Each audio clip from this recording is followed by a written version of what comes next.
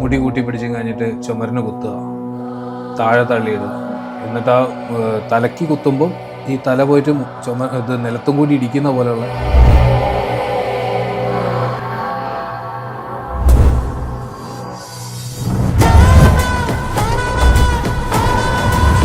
ഇത് ചെയ്തു വെക്കാൻ കാരണക്കാരനായ ആള് ഇവരുടെ ഈ കർമ്മം ചെയ്തു തീരുമ്പോൾ അവിടെ മരണപ്പെട്ടു. ചെയ്തത് അവരാണെങ്കിൽ അതിനുള്ള ബുദ്ധിമുട്ട് അവർക്ക് അനുഭവിക്കും. കൈകൊണ്ട് കൊടുക്കുന്ന വിഷത്തിന് കൈവശം എന്ന് പറയുന്ന ഒരവസ്ഥ. ഇന്ന് കൈ പോലും വേണ്ട. വാസനാബലമുള്ള ഒരാളാണെങ്കിൽ അൾസറാന്ന് പറഞ്ഞിട്ടും ക്യാൻസറാന്ന് പറഞ്ഞ വരെ കേസുകൾ കൈവശം എടുത്തിട്ട് അത് മാറിപ്പോയി.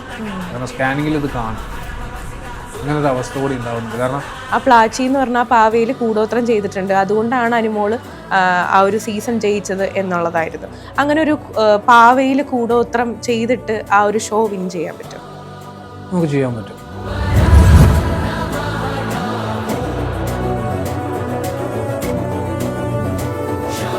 വെടി കൊള്ളാതിരിക്കാൻ നമ്മുടെ തൊട കീറിയിട്ട് അതിൻ്റെ ഉള്ളിൽ ഈ തകിട് വെച്ച് കെട്ടുന്ന ഒരു പരിപാടിയുണ്ട്.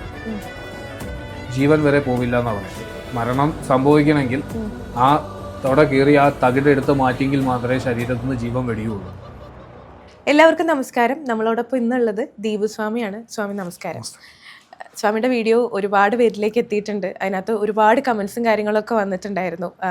എന്താ പറയുക, അപ്പോൾ അതിനകത്ത് ഇടയ്ക്ക് വന്നൊരു കമൻറ്റാണ്, ഓട്ടിസം ബാധിച്ചിട്ടുള്ള കുട്ടികളൊക്കെ സ്വാമിയുടെ അടുത്തേക്ക് വന്നു കഴിയുമ്പോൾ അവരെ ചികിത്സ ഭേദമാക്കുന്നു എന്നുള്ള ചികിത്സയല്ല, അത് ഇപ്പം 1-2 സംഭവങ്ങളായി ഇപ്പോൾ ഉണ്ടാകുന്നുണ്ട്.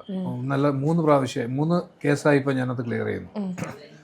അപ്പോൾ ഇതിൽ ഓട്ടിസം എന്ന് പറയുന്ന അവസ്ഥയിൽ തന്നെ അവരെ വല്ലാത്തൊരവസ്ഥയിലേക്ക് കാര്യങ്ങൾ എത്തുന്നതെന്ന് പറഞ്ഞു കഴിഞ്ഞാൽ, ഒരു കുട്ടീൻ്റെ പ്രശ്നം എന്ന് പറഞ്ഞു കഴിഞ്ഞാൽ കുട്ടിക്ക് പെട്ടെന്ന് ഒരു ദേഷ്യം വരും.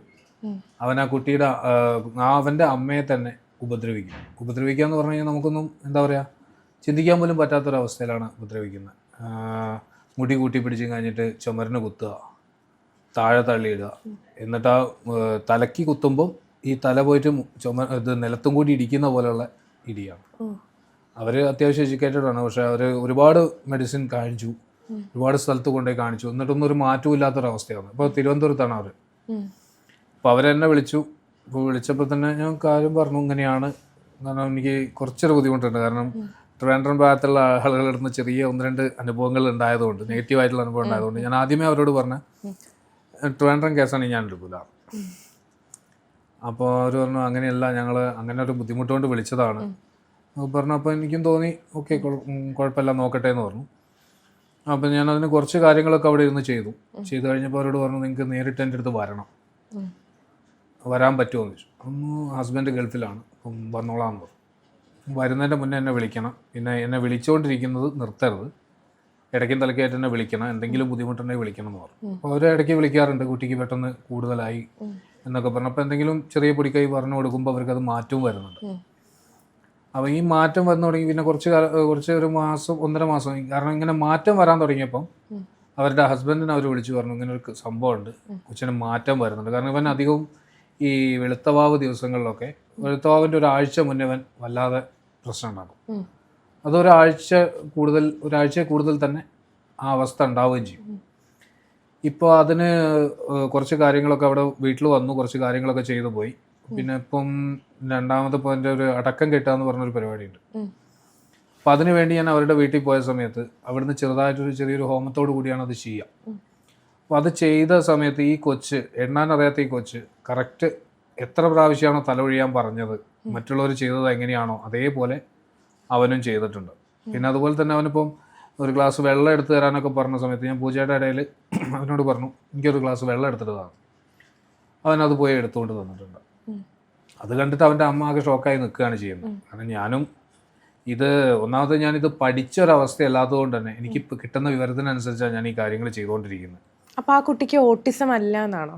ഓട്ടിസം ഉണ്ട്, അതിൻ്റെ കൂടെ തന്നെ ഒരു ദോഷങ്ങളും ഉണ്ട്. പക്ഷേ ഇത് തീർത്ത സമയത്ത് ഇത് ഉണ്ടാക്കി എന്ന് ഞാൻ അവകാശം പറഞ്ഞ്, അല്ലെങ്കിൽ നിങ്ങളുടെ റിലേറ്റീവ്സ് തന്നെയാണ് ചെയ്തത് എന്ന് പറഞ്ഞവിടെ ചെറിയ ബുദ്ധിമുട്ടുകളൊക്കെ ഉണ്ടായിട്ടുണ്ട്.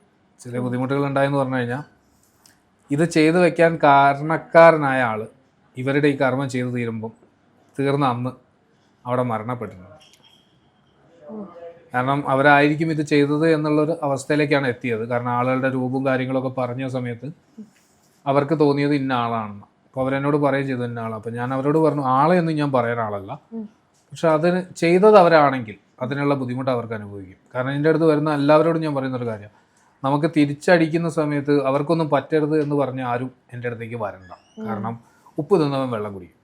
ഞാൻ ഈ പണി ചെയ്യാൻ നിൽക്കേണ്ടല്ലോ. ചെറിയ ചെറിയ കാര്യങ്ങൾക്ക് ഇപ്പോൾ നിങ്ങൾ ഞാനുമായിട്ടൊരു വഴക്കുണ്ടായി, ഞാൻ പോയൊരു മന്ത്രവാദം ചെയ്ത് വെച്ചെന്ന് പറഞ്ഞിട്ട് അതിനെക്കൊണ്ടൊരു കാര്യമില്ല. കാരണം ഇത് ചെയ്ത് വെച്ച് കഴിഞ്ഞാൽ ആ സമയത്ത് ചെയ്തപ്പം നിങ്ങൾക്ക് ചിലപ്പോൾ ഫലിച്ചില്ലാന്ന് വരും. പക്ഷെ കുറഞ്ഞ സമയം കൊണ്ട് ഈ സോക്രട്ടീസിൻ്റെ വാളെന്ന് പറഞ്ഞ പോലെ ഇത് തലയ്ക്ക് കൊള്ളുണ്ടാവും.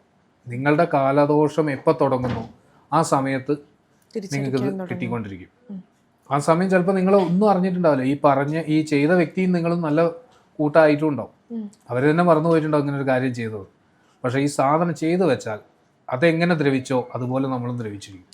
ഇപ്പോഴും കൈവിഷവും കൂടോത്രമൊന്നും ഇല്ല എന്ന് വിശ്വസിക്കുന്ന ആൾക്കാർ കൂടുതലല്ല. അപ്പൊ ഇതൊക്കെ ഉണ്ട് എന്നുള്ളത് തെളിയിക്കുന്നതല്ലേ. അനുഭവം വരുന്നവന് ഇപ്പം നിങ്ങളുടെ വീട്ടിൽ ഇത് സംഭവിക്കാത്തിടത്തോളം കാലം നിങ്ങൾക്ക് ബാധ എന്ന് പറയുന്ന ഒരു സാധനം ഇല്ല. മനസ്സിലാവും. അതുപോലെ തന്നെ നിങ്ങൾക്ക് കൈവശം ഏൽക്കാത്തിടത്തോളം കൈവശമില്ല. പക്ഷെ ഇത് ഏറ്റു കഴിഞ്ഞിട്ട് ഗതികെട്ട അങ്ങേ തല എത്തുന്ന സമയത്താണ് ഏതൊരാളും ഈ മാന്ത്രികം എല്ലാവരും അവസ്ഥയിലേക്ക് അവസാന കൈ എന്ന രീതിയിലാണ് ഇത് അന്വേഷിച്ച് പോവുക. ഈ അന്വേഷിച്ച് പോയി കഴിഞ്ഞിട്ട് അവസാനം എല്ലായിടത്തും പോയി എല്ലാവരും ഒരേപോലെ ആയിക്കൊള്ളണമെന്നില്ല. ഒരുപാട് കാശ് നഷ്ടപ്പെടും. പിന്നെ അതും വേണ്ട എന്ന് പറഞ്ഞു നിൽക്കുന്ന സമയത്തായിരിക്കും ജെനുവിനായിട്ടുള്ള ആരെങ്കിലും നമ്മുടെ മുന്നിലെത്തുന്നത്. അവരുടെ അടുത്ത് പോകുമ്പോൾ അതിന് മാറ്റം കിട്ടും. അപ്പോഴാണ് അവർ വിശ്വസിക്കുക. ആ വിശ്വാസം അവർ വേറൊരാളോട് പറയുമ്പോഴും അതേപോലെ തന്നെ പറയും. അതിനകത്തൊന്നും വിശ്വസിക്കാൻ പറ്റുന്ന കാലമല്ല. ഇത് 2025 കാലം മാറി എന്നുള്ളത് ശരി തന്നെയാണ്. പക്ഷെ ആ കാലത്തിനനുസരിച്ച് അതിൻ്റെതായ അവസ്ഥകൾക്കും മാറ്റങ്ങൾ സംഭവിക്കുന്നുണ്ട്. ഇന്നിപ്പം എന്താ പറയുക, കൈവിഷം എന്ന് പറയുന്ന ഒരവസ്ഥ, കൈകൊണ്ട് കൊടുക്കുന്ന വിഷത്തിന് കൈവിഷം എന്ന് പറയുന്ന ഒരവസ്ഥ ഉണ്ടാകും. ഇന്ന് കൈ പോലും വേണ്ട. വാസനാബലമുള്ള ഒരാളാണെങ്കിൽ അതിന് ചില കർമ്മങ്ങളോടുകൂടി ഇപ്പം ഒരു പ്രതിമ പോലെ ഉണ്ടാക്കി, ചില മരങ്ങൾ കൊണ്ട് പ്രതിമ ഉണ്ടാക്കി, പാലുള്ള വിഷം കൊണ്ടാണ് അധികവും പ്രതിമകൾ ഉണ്ടാക്കുക. ഈ പ്രതിമകൾ ഉണ്ടാക്കിയിട്ട് ആ പ്രതിമയുടെ വയറ് കീറി അതിൻ്റെ ഉള്ളിൽ ചില ജീവികളെയും ചില വിഷക്കൂട്ടുകളും ഒക്കെ വെച്ച് അതിനെ അടക്കം ചെയ്ത് കഴിഞ്ഞാൽ ആ വ്യക്തിക്ക് ആ കൈവശം കിട്ടും. ആ വ്യക്തിയിലും അതുണ്ടാവും. ഇതിപ്പം എന്താ പറയുക, അൾസറാന്ന് പറഞ്ഞിട്ടും ക്യാൻസറാന്ന് പറഞ്ഞ വരെ കേസുകൾ കൈവശം എടുത്തിട്ട് അത് മാറിപ്പോയിട്ടുണ്ട്. കാരണം സ്കാനിങ്ങിൽ ഇത് കാണും. അങ്ങനെ ഒരു അവസ്ഥ കൂടി ഉണ്ടാകുന്നുണ്ട്. കാരണം അത് കൈവശം ഒമിറ്റ് ചെയ്ത് കഴിയുമ്പോഴേ നമുക്കത് മനസ്സിലാവുള്ളൂ. നമ്മൾ കഴിക്കാത്തപ്പം എൻ്റെ അടുത്ത് കൈവശം എടുക്കാൻ വരുന്ന ആളുകളോട് ഞാൻ പറയാറുണ്ട്, തലേ ദിവസം ഒന്നും കഴിക്കാൻ പാടില്ല, ഭക്ഷണമൊന്നും കഴിക്കരുത് എന്ന് പറയും. എന്തെങ്കിലും ഫ്രൂട്ട്സ് എന്തെങ്കിലും കഴിക്കാവുള്ളൂ. അവരോട് പറയുന്ന കാര്യം എന്ന് പറഞ്ഞാൽ പെട്ടെന്ന് ഒമിറ്റ് ചെയ്ത് പോരാൻ വേണ്ടിയിട്ടാണത്. ഞാനെല്ലാം മരുന്ന് കൊടുക്കുന്നത് വേറെ സ്ഥലത്തു നിന്നാണ്. അപ്പോൾ പുള്ളിയാണ് മരുന്ന് കൊടുക്കുന്നത്. അപ്പോൾ അതിന് അടക്കം കെട്ടലും കാര്യങ്ങളും ഒക്കെ ഞാനാണ് ചെയ്യുന്നത്. കാരണം ഇതൊരു മൂർത്തിയോട് കൂടിയിട്ടാണ് ബന്ധിപ്പിക്കുക. ഇതിൽ പല മരുന്നുകളുടെ പൊടി കൊണ്ടോ അല്ലെങ്കിൽ ഭസ്മം, മഞ്ഞൾ, ഇങ്ങനെയുള്ള എന്ത് സാധനം കൊണ്ട് നമുക്ക് കൈവശം ഉണ്ടാക്കാൻ പറ്റും. ഈ കൈവശം ഉണ്ടാക്കുന്ന സമയത്ത് അതിൻ്റെ കൂടെ ഒരു മൂർത്തിനെയും കൂടി നമ്മൾ കയറ്റി വിടുന്നുണ്ട്. ഈ മൂർത്തി വയറ്റിൽ ചെന്നിട്ട് അതിൻ്റെ കുടലിൻ്റെ എവിടെയെങ്കിലും ഇരുന്ന് അതിൻ്റെ നമ്മൾ കഴിക്കുന്ന ഭക്ഷണാവശിഷ്ടങ്ങളൊക്കെ അതിൻ്റെ കൂടെ പിടിച്ചു വെക്കും എന്നാണ് പറയപ്പെടുന്നത്. അപ്പം ഞാനിത് എടുത്ത അവസ്ഥ വെച്ചിട്ട് എൻ്റെ അനുഭവം വെച്ചിട്ട് പലരും ഒമിറ്റ് ചെയ്തത് പല രൂപത്തിലും ഭാവത്തിലുമാണ്. ഇപ്പം ഞാൻ നേരത്തെ പറഞ്ഞ ഓട്ടിസം ബാധിച്ച ആ കൊച്ചിനും കൊടുത്തു. അവൻ ഒമിറ്റ് ചെയ്തത് ഒരു മഞ്ഞ കളറിലുള്ളൊരു കട്ടയായിട്ടുള്ളൊരു അവസ്ഥയാണ്. പല നിറങ്ങൾക്കും പല അർത്ഥങ്ങളുണ്ട്. ഉണ്ട്. കർമ്മത്തിന് അവസ്ഥയ്ക്ക് അനുസരിച്ചുണ്ട്.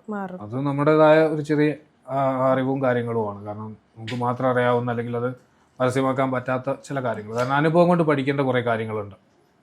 ഇപ്പോൾ പ്രതിമകളെക്കുറിച്ചും പാവകളെക്കുറിച്ചൊക്കെ പറഞ്ഞതുകൊണ്ട് ഞാൻ ചോദിക്കുകയാണ്, ഈ ഇടയ്ക്കാണ് ബിഗ് ബോസ് സീസൺ 7 കഴിഞ്ഞത്.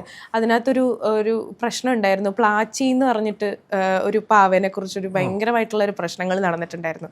പുറത്തേക്ക് കുറേ ഇൻ്റർവ്യൂസൊക്കെ വന്നത് ആ പ്ലാച്ചി എന്ന് പറഞ്ഞ ആ പാവയിൽ കൂടോത്രം ചെയ്തിട്ടുണ്ട്, അതുകൊണ്ടാണ് അനുമോള് ആ ഒരു സീസൺ ജയിച്ചത് എന്നുള്ളതായിരുന്നു. അങ്ങനെ ഒരു പാവയിൽ കൂടോത്രം ചെയ്തിട്ട് ആ ഒരു ഷോ വിൻ ചെയ്യാൻ പറ്റുമോ?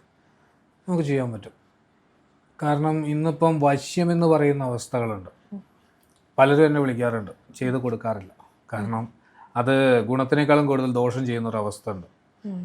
ഈ അധികവും പ്രേമത്തിൻ്റെ കേസുകളാണ്. അത് എടുക്കില്ല എന്ന് തീർത്ത് പറയാറുണ്ട്. പ്രേമത്തിൻ്റെ കേസുകളാണ് എന്നെ വിളിക്കുന്നത്. അതിൽ ആനവശ്യം, പുലിവശ്യം, മൃഗവശ്യം, രാജവശ്യം, പ്രജവശ്യം, ഇങ്ങനെ പല വശ്യങ്ങളും ഉണ്ട്. ഇത് ഓരോന്നും ഓരോ രീതിക്കാണ്. മനസ്സിലാവും. അപ്പം നമ്മളിപ്പം ഒരു വലിയ ഒരാളെ കാണാൻ പോകുന്ന സമയത്ത് ഇപ്പോൾ ചില ആളുകളൊക്കെ ഈ മാനേജർമാരൊക്കെ എന്നും ചീത്ത പറയും എന്ന് പറയുന്ന ആളുകൾ ഇങ്ങനെയുള്ള അവസ്ഥകൾ ഉണ്ടാക്കി ഒരു ലോക്കറ്റിലോ അല്ലെങ്കിൽ മോതിരത്തിലോ അതല്ലെങ്കിൽ വേറെ എന്തിലെങ്കിലും ഉണ്ടാക്കി വെച്ചിട്ട് അവർ പോയി കാണുന്ന സമയത്ത് ആ മാനേജറോ അല്ലെങ്കിൽ അവരുടെ ബോസോ ആരാണെങ്കിലും അവരോട് നല്ല രീതിയിൽ സംസാരിക്കുന്നു, നല്ല രീതിയിൽ പെരുമാറുന്നു എന്ന് പറയുന്ന അവസ്ഥകൾ ഉണ്ടാവാറുണ്ട്. അപ്പം എനിക്ക് തന്നെ ഒരാൾ വിളിച്ചിട്ടുണ്ടായിരുന്നു, പൂനെ എന്നാണ് വിളിച്ചത്. പുള്ളിക്ക് ഇതുവരെ വരാൻ പറ്റിയിട്ടില്ല. പക്ഷേ പുള്ളി നമ്മൾ പറഞ്ഞ കുറച്ച് കാര്യങ്ങൾ ചെയ്ത് കഴിഞ്ഞപ്പോൾ പുള്ളീൻ്റെ ബോസ് പുള്ളിനോട് നല്ല രീതിയിൽ സംസാരിക്കാൻ തുടങ്ങി എന്ന് പറഞ്ഞിട്ട് നിങ്ങളുടെ ഇവിടുത്തെ വീഡിയോ കണ്ടിട്ട് തന്നെയാണ് അവർ വിളിച്ചിട്ടുണ്ടായിരുന്നത്. അങ്ങനെ ഒരു അവസ്ഥ ഉണ്ടായിട്ടുണ്ട്. അതുപോലെ തന്നെ പല കാര്യങ്ങളും നടന്നിട്ടുണ്ട്. അപ്പോൾ അതുപോലെ തന്നെയാണ് ഈ ഒരു സാധനവും കൊണ്ട് നടക്കുക. അപ്പം നമുക്ക് പണ്ട് ആളുകൾ വെടി കൊള്ളാതിരിക്കാൻ ചില കാര്യങ്ങളൊക്കെ ചെയ്ത് നമ്മുടെ തൊട കീറിയിട്ട് അതിൻ്റെ ഉള്ളിൽ ഈ തകിട് വെച്ച് കെട്ടുന്ന ഒരു പരിപാടി ഉണ്ടായിരുന്നു. ജീവൻ വരെ പോവില്ല എന്നാ പറയാം. മരണം സംഭവിക്കണമെങ്കിൽ ആ തൊട കീറി ആ തകിട് എടുത്ത് മാറ്റിയെങ്കിൽ മാത്രമേ ശരീരത്തിൽ നിന്ന് ജീവൻ വെടിയുള്ളൂ. പക്ഷെ നമ്മൾ അനുഭവിക്കും, ഒരുപാട് കിടന്നൊക്കെ പോവാം. പക്ഷെ ആ ശരീരത്തിൽ നിന്ന് ജീവൻ പോകണമെങ്കിൽ ആ തകിടെടുത്ത് മാറ്റേണ്ടത് ആവശ്യമായിട്ട് വന്നിട്ടുണ്ട് എന്ന് പറഞ്ഞു കേട്ടിട്ടുണ്ട്. അതൊന്നും ഇപ്പം ചെയ്യുന്ന ആളുകളില്ല, അതൊക്കെ ഇപ്പോൾ ക്രിമിനൽ കേസുകളായി മാറും. അപ്പം അങ്ങനെയുള്ള അവസ്ഥ കൊണ്ട് തന്നെ ഈ രൂപത്തിൽ ചെയ്യാം. അതുപോലെ തന്നെ അതേ പാവ കൊണ്ട് തന്നെ നമുക്ക് ഒരാളെ ഉപദ്രവിക്കാനും പറ്റും.